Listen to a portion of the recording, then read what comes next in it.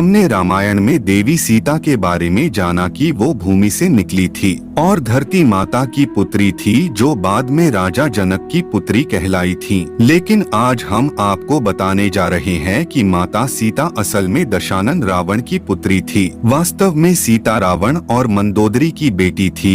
इसके पीछे बहुत बड़ा कारण थी वेदवती। सीता वेदवती का पुनर्जन्म थी।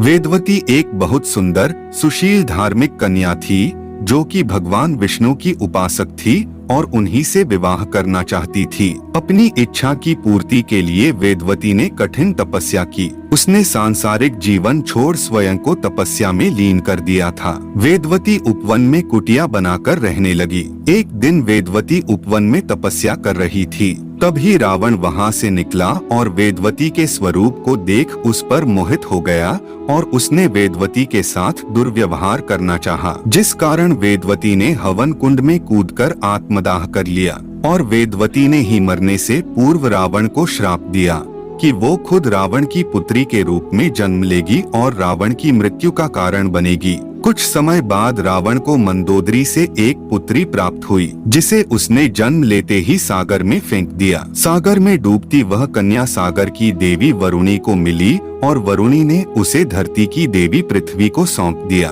और देवी पृथ्वी ने उस कन्या को राजा जनक और माता सुनैना को सौंप दिया, जिसके बाद वह कन्या सीता के रूप में जानी गई। और बाद में इसी सीता के अपहरण के कारण भगवान राम ने रावण का वध व लंका का दहन किया था। जिस तरह सीता मैया धरती से प्रकट हुई थी, उसी प्रकार वह धरती में समा गई थी। रावण के संहार के बाद जब राम अयोध्या पहुँचे, तब उन्हें किन्हीं कारणों से सीता का त्याग करना पड़ा। उस समय सीता ने अपना जीवन वाल्मीकि ऋषि के आश्रम में व्यतीत किया और 2 सुंदर राजकुमार लव कुश को जन्म दिया। राम इस बात से अनभिज्ञ थे कि उनकी 2 अति बलशाली संतान हैं। जब राम ने अश्वमेध यज्ञ के लिए अपने अश्व को छोड़ा, तब इन दोनों राजकुमारों ने उस अश्व को पकड़ लिया और कहा कि अपने राजा को बोलो कि हमसे युद्ध करे। लवकुश भी अपने जन्म के रहस्य को नहीं जानते थे। लवकुश के साथ हनुमान जैसे सभी योद्धाओं ने युद्ध किया,